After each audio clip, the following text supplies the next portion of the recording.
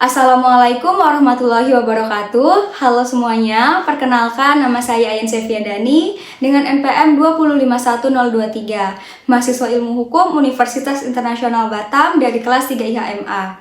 Kali ini saya ingin menjelaskan kepada kalian semua mengenai materi-materi dari hukum administrasi negara secara singkat. Nah, sebelum kita lanjut membahas materi hukum administrasi negara yang lebih mendalam lagi, kita harus tahu dulu apa itu dan sejarah dari hukum administrasi negara.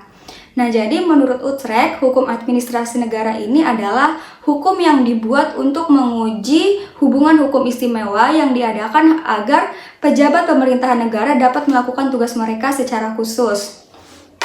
Selanjutnya itu ada sejarah terbentuknya hukum administrasi negara. Nah, jadi teman-teman, dulu itu hukum administrasi negara, hukum tata usaha negara, serta hukum tata pemerintahan ini di Belanda disatukan dalam hukum tata negara yang disebut dengan Staats- and Administrative Recht.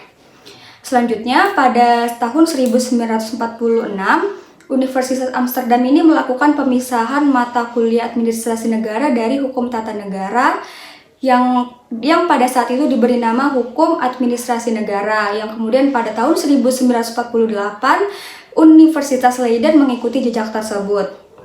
Lalu pada tahun yang sama 1946 Universitas Indonesia, tepatnya di Jakarta ini akhirnya melakukan pemisahan dari hukum administrasi negara yang diberikan secara masing-masing, yang dimana hukum administrasi negara ini diberikan kepada Mr. Prince dan hukum tata negara diberikan oleh Profesor Hessing.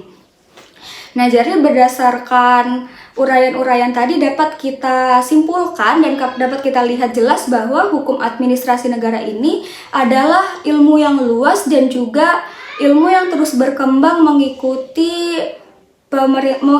masyarakat serta negaranya.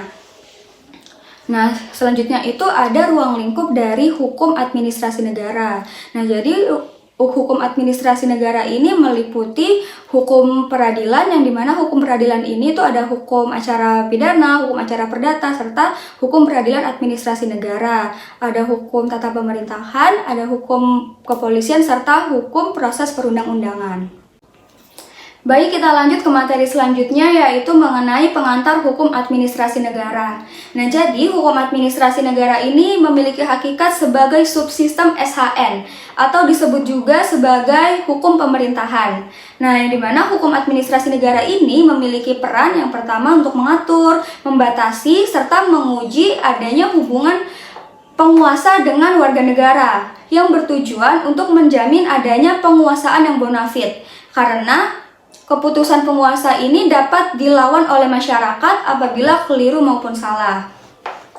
Nah, negara Republik Indonesia ini merupakan negara hukum atau sering disebut juga sebagai Rechtsstaat, yang dimana Rechtsstaat ini memiliki tujuan yang pertama, negara ini bertujuan untuk menyelenggarakan ketertiban hukum. Yang kedua, tindakan penguasa ini didasarkan hukum berdasarkan keputusan penguasaan untuk melindungi kepentingan masyarakat. Nah, selanjutnya itu ada asas-asas negara hukum. Yang pertama itu ada asas monopoli paksa, yang kedua asas persetujuan rakyat, dan yang ketiga asas persekutuan hukum. Baik, kita lanjut ke materi selanjutnya, yaitu mengenai konsep negara hukum. Nah, jadi negara hukum ini memiliki beberapa unsur. Yang pertama, perlindungan hak asasi manusia. Yang kedua, pemisahan atau pembagian kekuasaan dalam rangka menjamin hak asasi manusia. Yang ketiga, pemerintahan berdasarkan undang-undang. Yang keempat, peradilan administrasi dalam perselisihan. Yang kelima, supremasi aturan-aturan hukum. Yang keenam, equality before the law. Dan yang terakhir, terjaminnya hak-hak manusia dalam undang-undang dan juga jurisprudensi. Lalu selanjutnya itu ada penyempurnaan konsepsi dari negara hukum, yang meliputi yang pertama itu sistem pemerintahannya berdasarkan kedaulatan rakyat, yang kedua pemerintahan berdasarkan hukum, yang ketiga adanya jaminan hak asasi manusia, yang keempat pembagian kekuasaan, yang kelima sistem peradilan yang adil dan juga mandiri, yang keenam peran masyarakat yang konkret dan nyata dalam mengawasi kebijakan pemerintahan, dan yang terakhir sistem ekonomi yang merata. Selanjutnya itu ada prinsip dari negara hukum. Jadi prinsip-prinsip negara hukum ini yang pertama asas legalitas, yang kedua perlindungan hak asasi manusia, yang ketiga pemerintahan terkait pada hukum, yang keempat monopoli paksaan pemerintah untuk menjamin penegakan hukum, dan yang terakhir pengawasan hakim yang merdeka. Oke, kita lanjut ke materi selanjutnya yaitu mengenai demokrasi. Nah, jadi demokrasi ini secara bahasa memiliki arti pemerintahan dari rakyat, oleh rakyat, dan kembali lagi untuk rakyat. Nah, demokrasi ini berasal dari dua kata yaitu demos dan juga kratos. Demos ini artinya rakyat dan kratos sendiri artinya pemerintahan.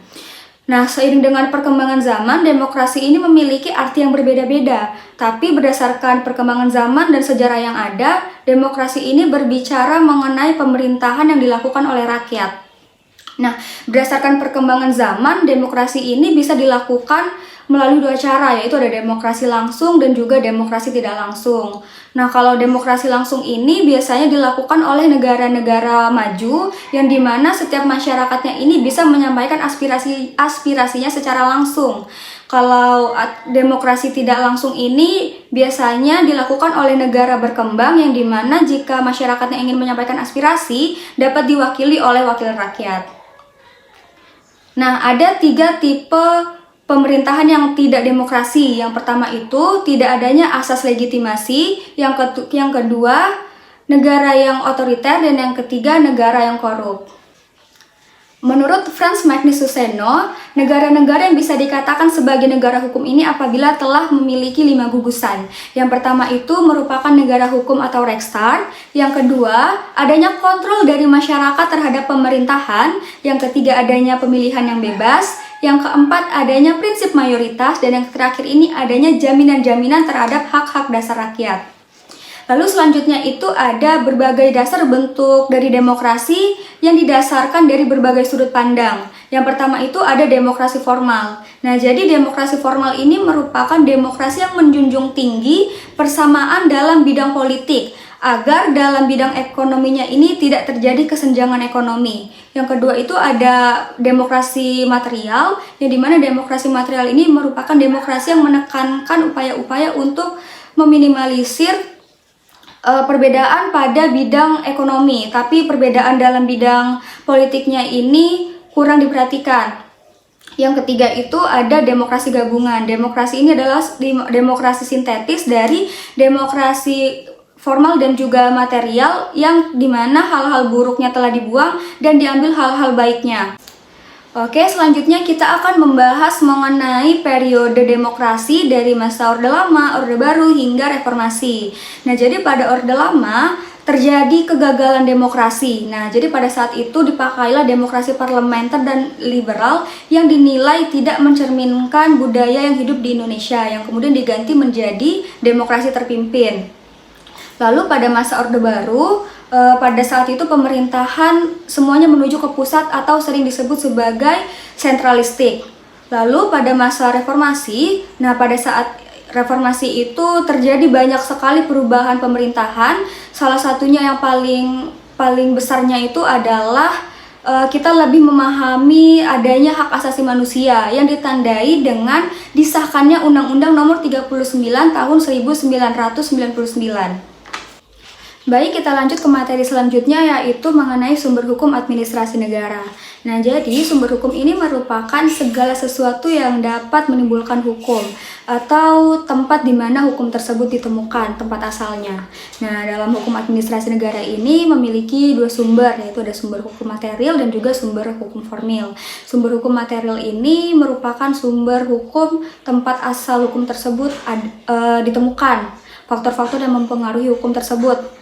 Nah, faktor-faktor dalam pembentukan hukum ini terbagi lagi menjadi 3, yaitu ada faktor historis, faktor filosofis, serta faktor sosiologis. Selanjutnya itu ada sumber hukum formil. Nah, sumber hukum formil ini merupakan sumber yang dapat dilihat dari bentuk dan segi pembentuknya.